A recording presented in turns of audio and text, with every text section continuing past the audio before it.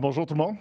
Merci d'être là. Comme il dit Nicolas, Loïc, je vais venir challenger certaines prémices que- qui sont bien établies ou qui se sont établies au fil des années et que j'ai vu l'impact directement que ça avait, soit dans la PME, soit dans le gouvernement public, parapublic et privé. Donc, question comme ça, qui peut me dire quelle est la responsabilité de l'architecture TI? Allez, allez, j'essayais de bonne âme quand même. Oui? Briser la glace. Je dirais concevoir des systèmes d'information de qualité, sécuritaires et efficaces. Pas loin. Euh, Résoudre des problèmes d'affaires avec la technologie. OK? C'est vraiment. La sécurité, présentement, telle qu'on connaît l'architecture, est à peine prise en compte. On est vraiment dans. Il y a un problème d'affaires, comment est-ce qu'on y répond? Pareillement, la responsabilité des opérations TI. Je ne leur demanderai pas à monsieur si on va me prendre un autre cobaye.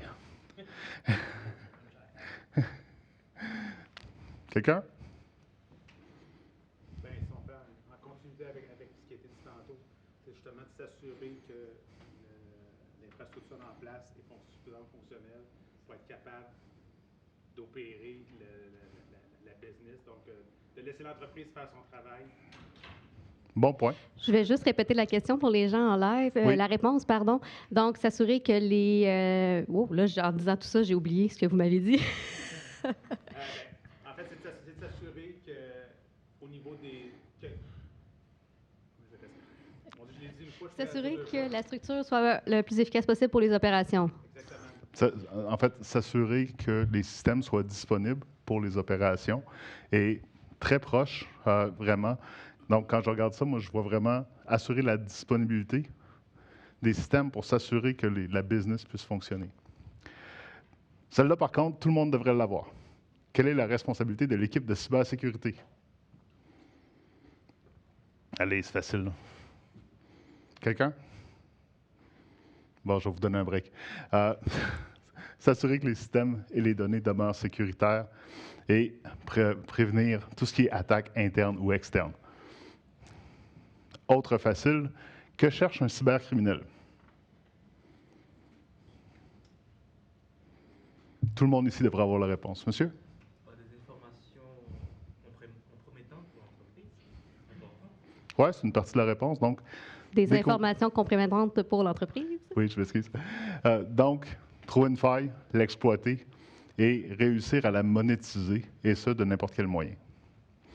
Donc, ce que je voulais faire originalement, je vais être très humble ici. Jeudi dernier, j'étais en train de construire un cours magistral de 3 heures. Je me suis fait rapporter à l'ordre. Et donc, je vous ai ramené ça à 3 énoncés qu'on a tous vécu en technologie et qui vont venir cadrer un petit peu la vision que je parle. Énoncé numéro 1, l'architecture TI, c'est compliqué. J'ai une bonne et une mauvaise nouvelle. Oui, ça l'est. Non, c'est pas obligé de l'être, par contre. Donc, les points. Un des grands défis qu'on a en architecture TI, c'est la commercialisation des manufacturiers. On a beaucoup d'équipes de commerciaux de manufacturiers qui viennent parler directement aux utilisateurs ou aux personnes qui ont le besoin. C'est de la représentation, c'est correct, on est dans un libre marché, ça va. Par contre, ça nous fait qu'en TI, on a des utilisateurs finaux qui viennent nous dire quelle plateforme déployer et non pas quels sont leurs besoins. Donc ça, c'est un manque de gouvernance à l'interne. C'est une culture aussi qu'il faut implanter, mais c'est un problème qui nous arrive. À ça, on rajoute la venue des analystes, Gartner plus précisément. Et là, on se retrouve avec une multitude d'architectes qui vont définir des solutions selon Gartner. On regarde Gartner, est-ce que c'est en haut à droite? C'est bon. Sans regarder l'ensemble, sans regarder comment ça s'intègre. Et on se retrouve avec des silos, malheureusement, à l'intérieur de l'entreprise qui sont totalement désalignés. Donc, le premier principe que j'apporte, c'est « moins, c'est mieux ». Traduction gratuite de « less is more ». Donc, pourquoi est-ce que moins, ce serait mieux? Principalement, je vous mets un peu de mise en contexte, je sors d'un CIUS où j'ai fait un mandat pour la planification quinquennale. On se retrouve dans une situation où ils ont une équipe d'environ 30 personnes pour gérer un peu moins de 1000 serveurs. La normalisation est pratiquement inexistante parce qu'il y a des choses qui sont fournies par Santé Canada, parce qu'il y a des choses qui sont envoyées par le ministère. Et là, on a commencé à vouloir mettre des règles pour venir normaliser tout ça et s'assurer que s'il y avait des systèmes qui étaient plus supportés, par exemple pour la cybersécurité, qu'on viendrait les isoler, etc., on se retrouve dans une situation où la connaissance qu'ils ont sur chacun des systèmes est tellement éparpillée qu'elle est faible. Donc, on pourrait donner comme exemple 1 km de large, 1 cm de profond. Alors que si on viendrait harmoniser ou avoir moins de plateformes, là, il pourrait avoir de la profondeur dans l'expertise. Non seulement ça facilite l'acceptation et l'utilisation des plateformes, mais aussi ça les rend plus sécuritaires parce qu'ils comprennent mieux la plateforme. Donc ça, c'est le premier point. La compatibilité, bien, si vous avez 50 systèmes qui parlent à votre SIEM, il y a assez de chances qu'il y en ait 5 ou 6 qui ne parlent pas parce que ce n'est pas compatible ou c'est un format bizarre que personne n'a jamais vu. Donc, l'intégration est un problème, mais aussi ça crée un paquet d'angles morts. Il y a un paquet de points sombres qu'on ne verra pas, malheureusement, parce qu'il y a une techno qui a été rentrée par un groupe à quelque part qui est caché en dessous d'un bureau. Donc, toutes ces choses-là font que moins qu'il y a de technologie, plus c'est optimal. Autre détail important qu'on ne pense pas habituellement en techno, s'il y a moins de technologie, ça va être plus facile de venir embaucher. Si vous avez besoin de 10 personnes qui ont tous un background, je vais prendre un exemple qui m'est commun, là, Microsoft, c'est plus facile à trouver que si vous avez 4 serveurs de Linux, 2 serveurs de Windows. Il n'y a personne qui va pouvoir migrer tout ça. Il n'y a personne qui va pouvoir comprendre tout ça. Donc, on se retrouve à multiplier les postes. Vous allez me dire, c'est bon pour l'économie. En temps normal, je serais d'accord. En pénurie de talent, c'est plus dur. J'amène un cas pour ça qui est le Collège Huntsic. J'ai fait affaire avec le Collège Huntsic en 2006. Je suis rentré là la première fois et j'ai été surpris parce que d'un bout à l'autre du collège, il n'y avait que du HP. Et là, j'étais comme... Vous n'allez pas en appel d'offres, vous, pour acheter vos serveurs, vos PC et tout? Il dit oui, tout à fait. On a un cas qui est bâti qui indique voici notre coût du changement. On a formé tous nos gens sur la plateforme HP. Tous les systèmes sont surveillés par la plateforme HP. Donc, si vous voulez qu'on change, il faut que vous nous reformiez dans tout ça. Donc, en gros, un IBM, un Lenovo, qui que ce soit, aurait voulu rentrer. Il aurait fallu qu'ils mettent genre 200 000 $ de plus sur leur facture. Donc, c'est comme ça qu'ils sont venus normaliser leur environnement. Donc, pour contrecarrer les points, ben, il faut que vous soyez capable de mettre en place des partenariats. Je vais y revenir un peu plus tard, mais si vous faites juste aller au moins cher ou ouvert à tout le marché, ça devient les autres qui vont décider de votre architecture.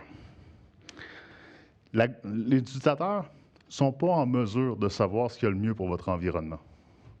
Donc, par exemple, si on se retrouve dans une situation où, par exemple, quelqu'un arrive et dit « on a besoin de Workday », il faut que quelqu'un soit capable de prendre un pas de recul, de dire « OK, Workday, ce n'est pas un besoin d'affaires, c'est quoi le besoin d'affaires derrière, puis est-ce que Workday, c'est vraiment la meilleure solution? »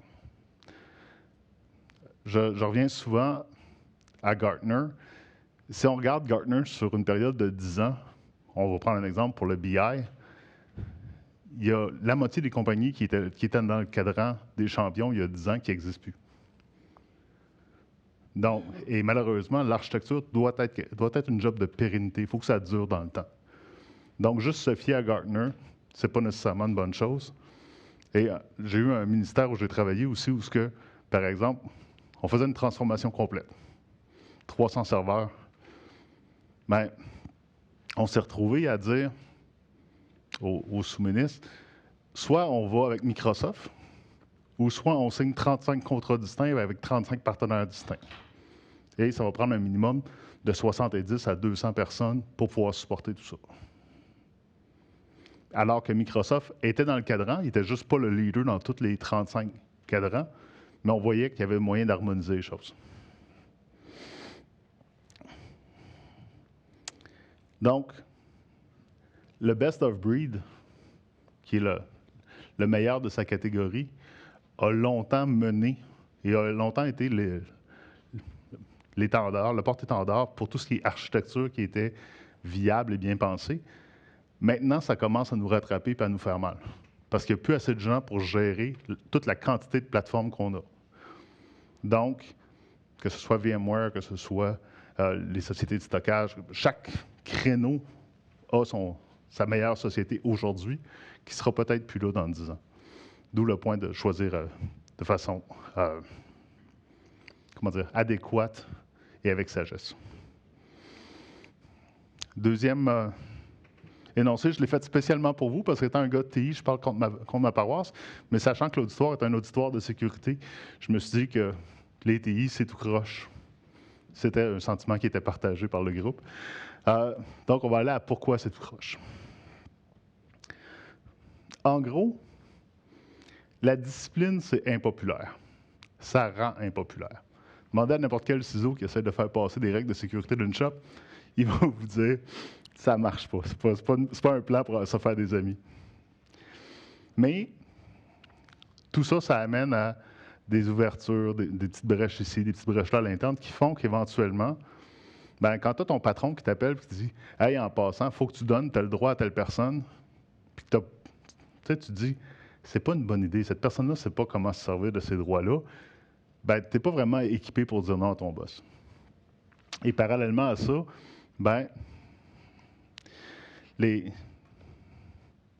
pour avoir travaillé dans une grande compagnie à 3 lettres dont le logo est rouge, non, c'est pas CSC, on se retrouve dans des situations des fois où on peut voir les utilisateurs qui passent à côté des règles carrément. C'est comme, ouais, je vais faire ça, ça va aller plus vite, ou je vais faire ça, c'est mieux, ou je vais faire ça. Mais tout ça fait que les règles qui ont été mises en place s'effritent. Et en plus, le manque de personnel fait qu'on se retrouve dans une situation où il y a une surcharge de travail, donc il y a moins de temps à mettre cette discipline-là en place. J'amène l'idée que la discipline, ça infuse la simplicité.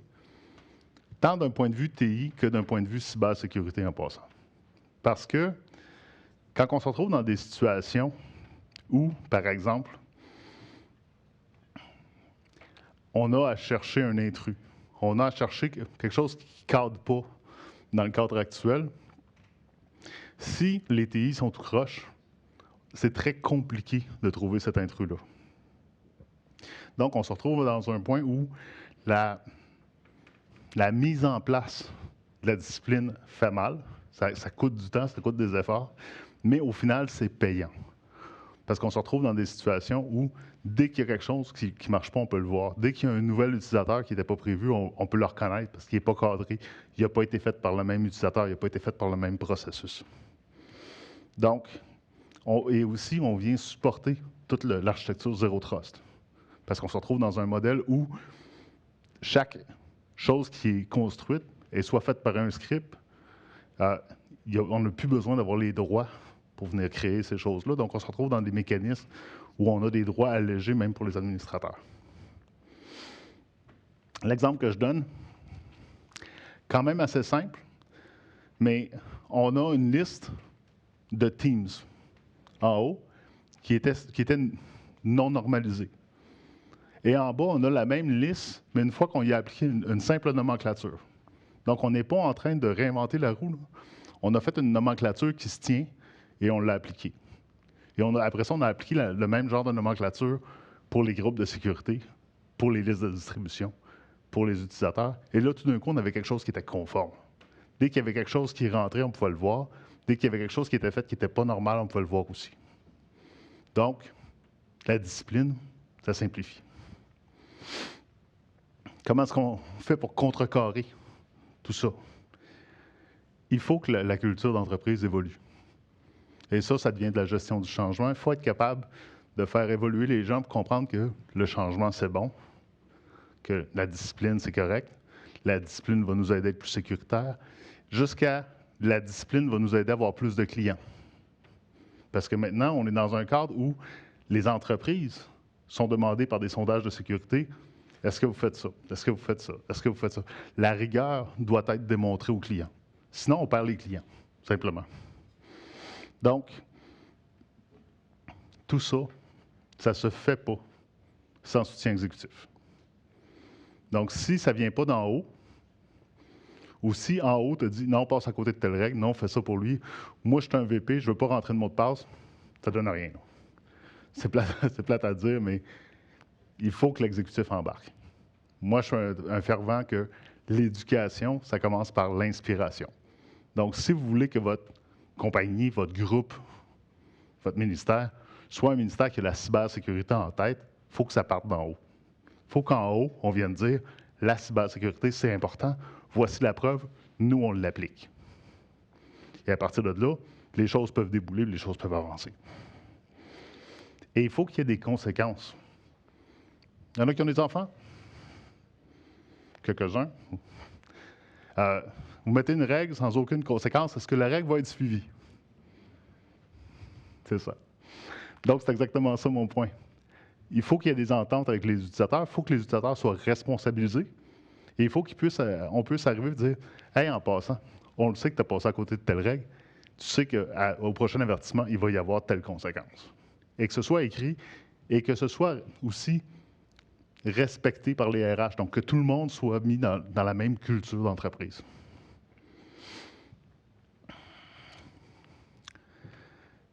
Combien il y a de gens ici qui ont participé ou qui ont répondu à un appel d'offres? Pas mal tout le monde, oui, c'est ça. Est-ce que vous êtes confronté déjà à un groupe d'acquisition qui vous a dit « Ouais, mais il faut que tout le monde puisse soumissionner ». Fait qu'on se retrouve dans ces situations-là, malheureusement, trop souvent. Et ça vient aussi limiter la standardisation. Je reviens à l'exemple tantôt que j'avais du Collège Huntsic. Eux ont mis en place les règles qui ont supporté la standardisation. Parce qu'ils ont compris à quelque part que l'architecture, le temps de disponibilité des opérations et la cybersécurité seraient mieux servis avec quelque chose de normalisé. Quand ils mettaient en place System Insight Manager, il n'y a personne qui mettait ça en place en passant. Parce que si ce n'était pas dans un environnement normalisé, ça ne donnait rien. Mais eux le mettaient en place et tout à coup, les lumières s'allumaient partout. Ils avaient accès à toutes leurs machines à partir de l'interface web. Ils étaient capables de tout troubleshooter à distance. On parle d'un 5 ans d'avance sur un autre collège à côté. Ça parce qu'il y avait un partenaire, un seul fournisseur plutôt qu'une panoplie. Les règles d'approvisionnement en place sont souvent problématiques, malheureusement. On se retrouve dans des situations où j'irais dire des décennies, pour ne pas dire des siècles, de ma façon de faire ont besoin d'évoluer pour soutenir la TI. L'autre point, c'est l'économie. C'est souvent l'argument qui est apporté. C'est comme, on prend le moins cher conforme, fait que comme ça, on est sûr qu'on a la meilleure qualité pour chaque dollar. Je m'excuse, c'est pas vrai. Je ne sais pas d'où vient le processus, là. Ce qu'on sauve, ou les quelques milliers de dollars qu'on sauve sur le prix le moins cher, on va le payer 2 ou 3 fois en support. On va le payer 2 ou 3 fois à essayer de recruter des gens qui vont être capables de supporter ça pour les 5 à 10 prochaines années. On n'est pas en train de se faire une faveur. Je ne dis pas de prendre le plus cher, mais je dis de venir créer un cadre qui va faire que les gens qui vont se battre pour répondre à l'appel d'offres vont répondre à quelque chose qui va venir soutenir votre architecture, qui va venir soutenir vos opérations et soutenir votre cybersécurité. Versus juste laisser n'importe qui répondre. Puis oui, il y a le libre marché, mais ça, je n'embarquerai même pas là-dedans, désolé. Là, ce que j'amène comme concept, c'est un peu obscur parce que c'est quelque chose qui demande de travailler étroitement avec les manufacturiers pour le savoir. Donc, moi, j'ai eu la chance d'être leader de pratique pour Microsoft et pour Dell. Fait que j'ai pu voir ce que ça avait l'air en arrière-plan de dire, OK, si tu embarques dans un cheminement de partenariat avec nous et non pas dans principe de fournisseur seulement. Voici tout ce qu'on peut offrir à côté, qui n'est pas offert à un client normal. Donc, pourquoi créer des partenaires? Présentement, le mode appel d'offres et le mode d'acquisition en général est sur un mode transactionnel. C'est quoi le meilleur prix que tu peux me donner aujourd'hui ou c'est quoi que tu as en spécial cette semaine? Ça peut aller jusque-là. Mais ça ne crée pas des relations, ça. Tu peux pas dire, tu peux pas appeler ton rep à qui tu as demandé de donner sa marge littéralement pour avoir le meilleur prix il y a 3 mois pour dire « Hey, je suis dans le trouble, j'aurais besoin d'aide. » Ça se fait pas. Tu n'auras pas cette relation-là avec ton partenaire, parce que ce ne sera pas un partenaire, ça va être un vendeur. Par contre, à l'opposé, si tu t'assois avec une compagnie, Microsoft, Dell, SAP, peu importe, et que tu dis, voici tout ce qu'on va normaliser dans ton portfolio et voici notre planification pour les 3 prochaines années. Bien là, automatiquement, on se retrouve dans une situation où on peut commencer à parler d'escompte de volume sur 3 ans. Là, toi, tu sais déjà combien tu vas payer pour les 3 prochaines années, puis tu sais déjà comment les choses vont pouvoir se passer. Et là, il commence à ouvrir les bénéfices. Tu commences à avoir des outils spécialisés. Tu peux avoir des add-ons de sécurité qui ne donnent pas à tout le monde, mais qui donnent à leurs partenaires, etc. Également, point qui n'est pas à négliger, ils vont habituellement fournir de la formation dans ce partenariat-là. Donc, toute l'équipe au complet va pouvoir approfondir encore plus la qualité et les fonctionnalités de la plateforme. Je donne comme exemple le Cirque du Soleil et SAP. Il va y avoir une petite vidéo qui est en anglais, malheureusement. Je vous reviens tout de suite après.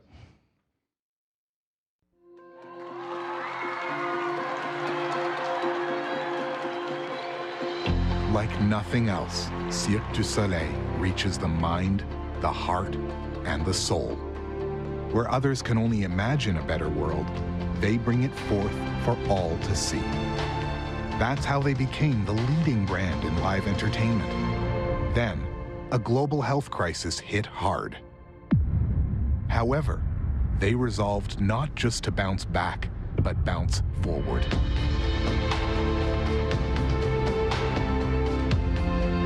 Cirque du Soleil used this pause to reimagine their business. Building on long-time relationships, they turned to trusted partners like SAP to help them come back stronger and grow into the future. Cirque du Soleil is using the Rise with SAP solution to innovate almost every part of their business. Artists wear out their costumes incredibly fast. With SAP Ariba, they automated their internal supply chain, so the show just goes on. And they use other SAP solutions to manage these unique teams of artists, track their road expenses, and deliver insights into spectators' experience at the show. SAP is helping to make Cirque du Soleil a truly intelligent and sustainable enterprise, so they can amaze their audiences and remain the leading live entertainment company for years to come.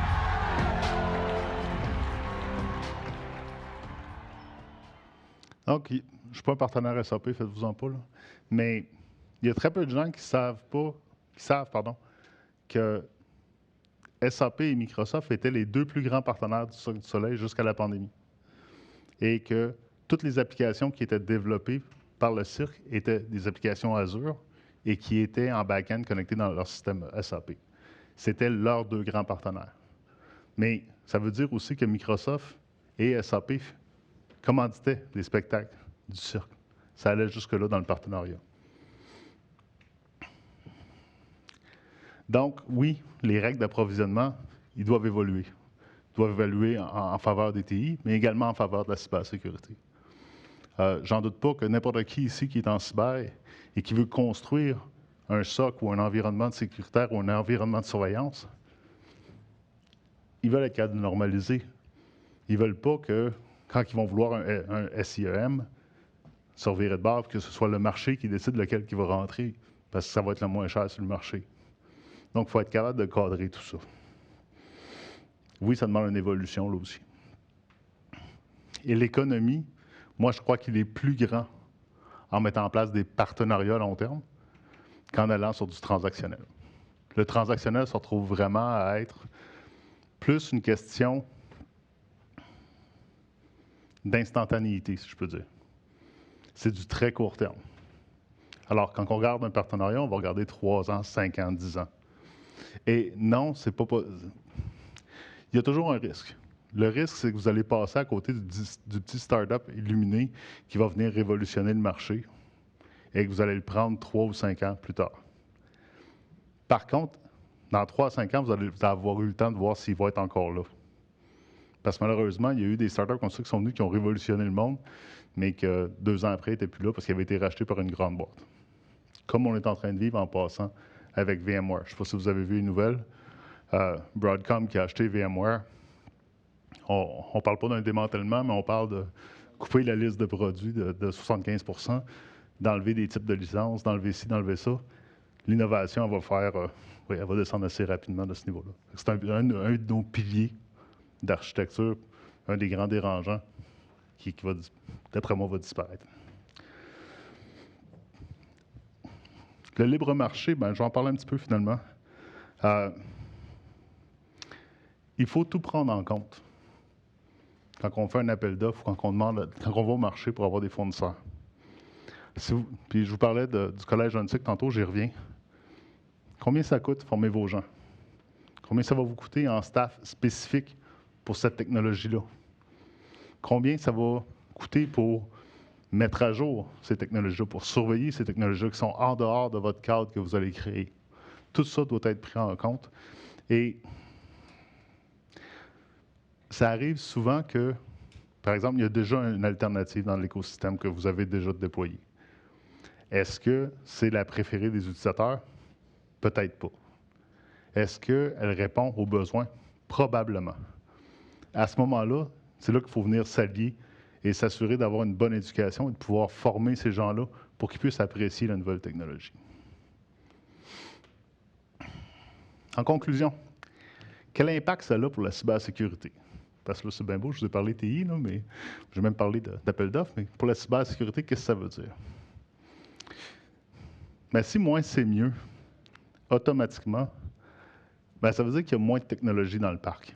Ça veut dire que vous, en tant qu'expert en cybersécurité, vous en avez moins à apprendre.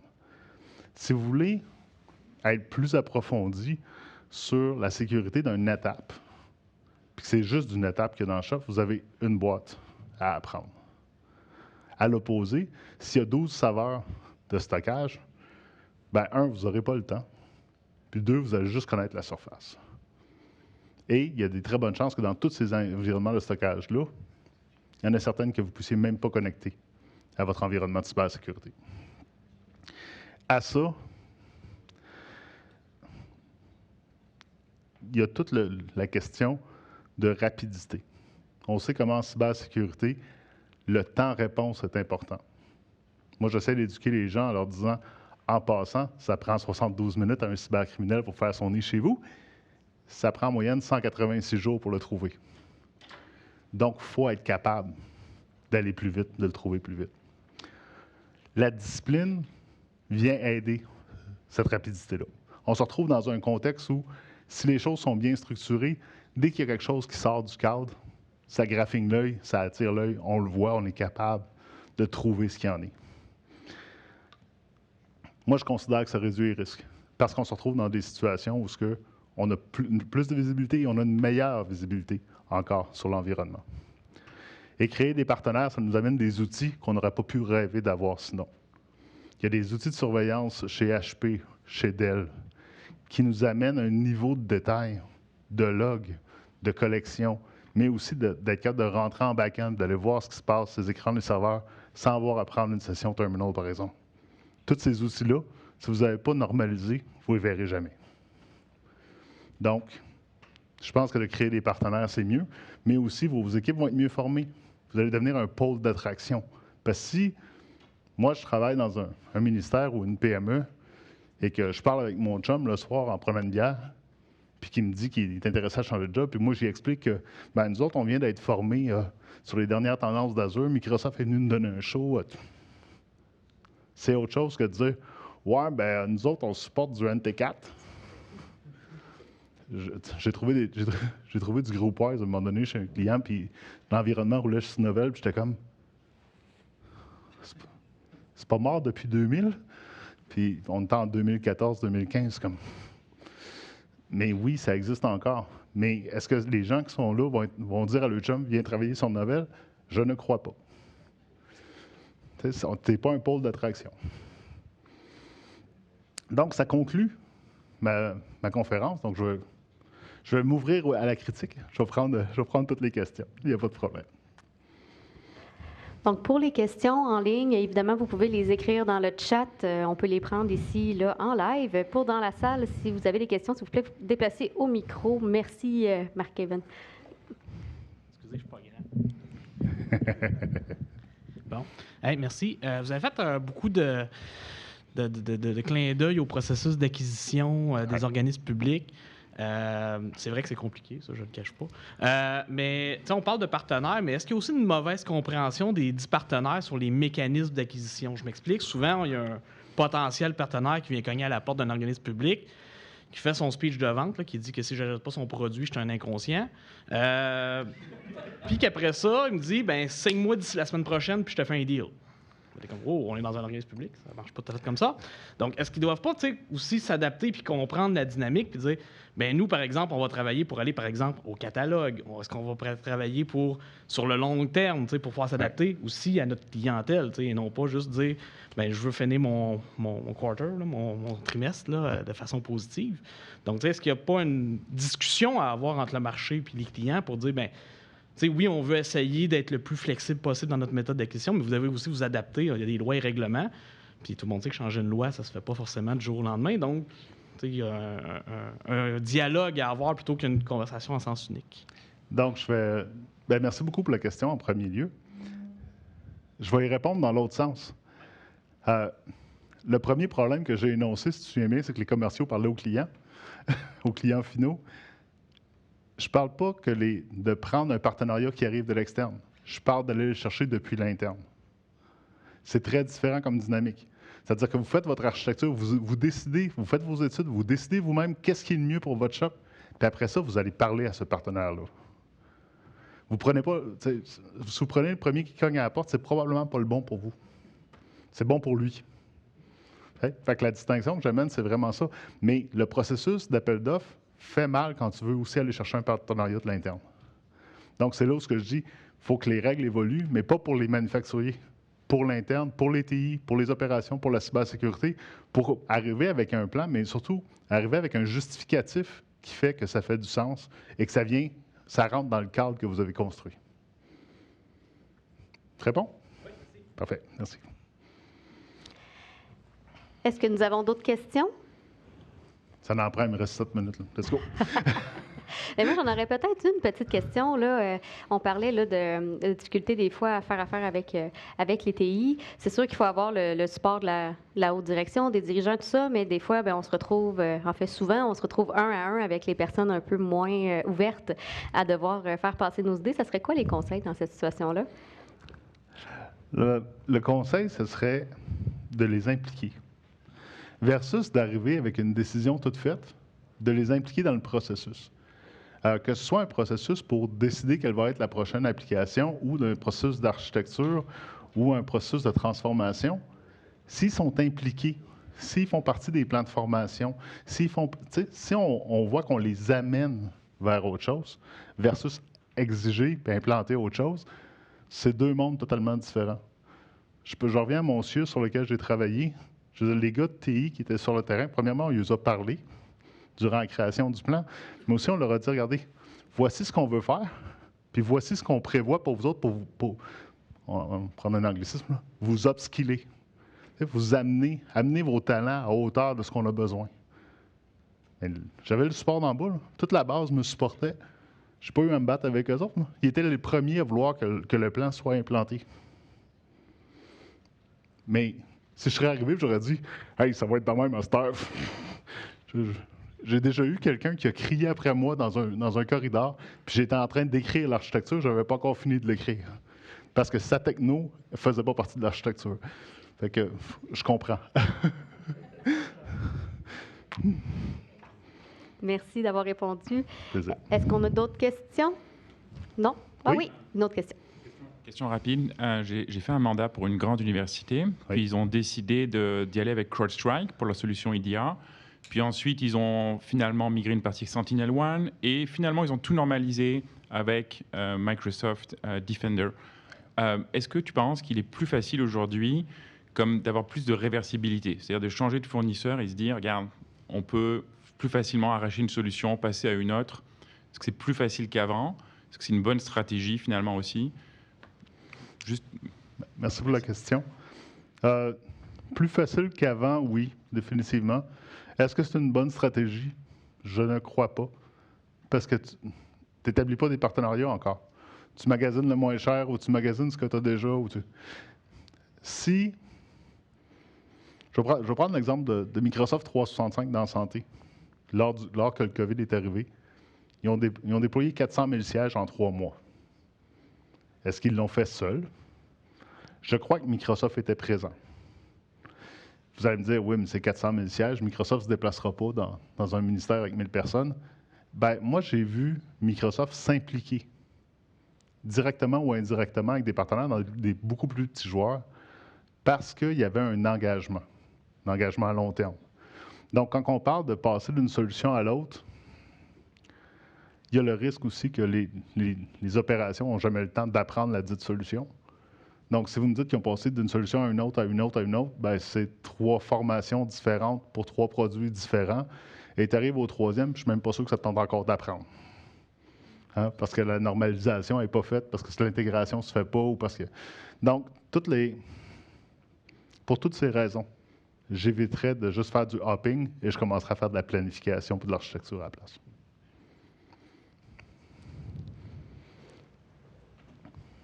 Avec cette normalisation-là, il n'y a pas un danger au monopole d'un certain vendeur que vous avez nommé? Le fameux vendor lock.